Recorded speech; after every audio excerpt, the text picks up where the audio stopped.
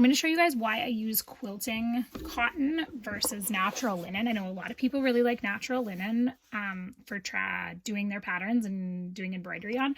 I prefer quilting cotton for two reasons. One, it is a lot more accessible for me. I can get it at any quilting store. Fabricland has it, anywhere has it. Natural linen, I find where I live is very difficult to find. And it's expensive. Quilting cotton you can get in a variety. I've gotten it at Michael's for $5, or I've gotten it at $20 a meter at a quilting shop. Just depends.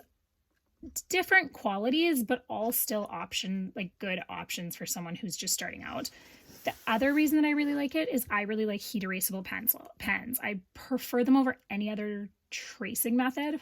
Preferably the carbon transfer paper I do not like for myself or for anyone who's just starting out, because you cannot just erase it with heat. It's not, you would have to wash it out, and then there's no guarantees it would come out.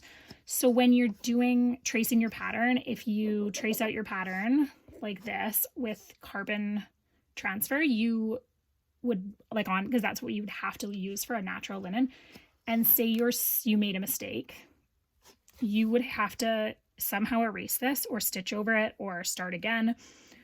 Whereas with the heat erasable, if you don't stitch over all of your pattern, you will see black lines from carbon paper.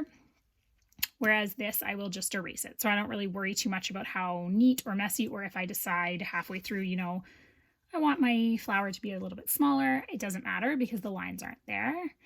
And so when you're tracing on a quilting cotton, you can see through the fabric. So you can see through it to trace like this, or holding it up to the light using some kind of light box thing. So putting a light under here and then tracing like that. So there's lots of options there, but I like the quilting cotton for price, accessibility, transferring your pattern with heat erasable pens. And yeah, that is why I prefer quilting cotton for embroidery.